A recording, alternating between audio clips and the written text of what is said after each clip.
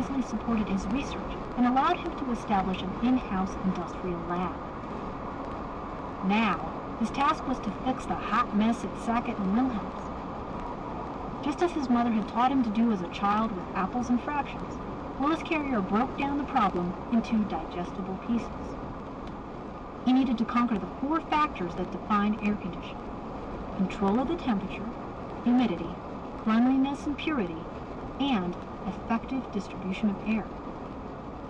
Previous entrepreneurs had used fans, snow, and ice to try to cool air in enclosed spaces. But no one had yet succeeded in both reducing the air's humidity and holding moisture content steady at a specific level. Sackett and Wilhelm's needed a system to maintain an indoor temperature of 70 degrees Fahrenheit in winter and 80 degrees Fahrenheit in summer, with relative humidity of 55% kept constant year-round. Carrier decided to adapt Buffalo Forge heating machinery for the new cooling apparatus. Instead of steam, he would circulate cold water through a set of heating coils. Carrier pored over U.S. Weather Bureau tables that Lyle sent over to aid him in constructing a system to dehumidify the air. From the data, he chose dew point temperatures that would maintain the right amount of moisture for the air in the printing plant.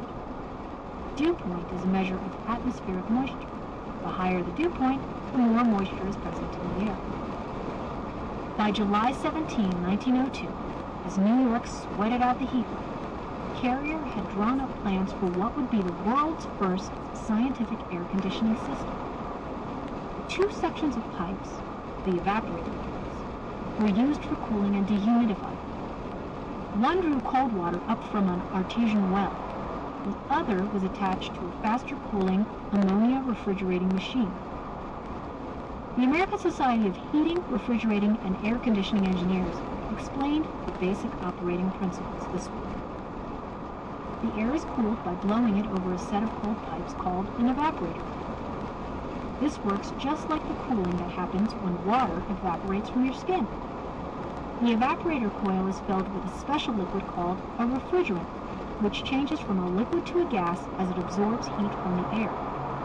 The refrigerant is pumped outside to another coil where it gives up its heat and changes back into a liquid. This outside coil is called the condenser because the refrigerant is condensing from a gas back to a fluid, just like moisture on a cold window. A pump, called a compressor, is used to move the refrigerant between the 2 coils and to change the pressure of the refrigerant so that all of the refrigerant evaporates or condenses in the appropriate coils.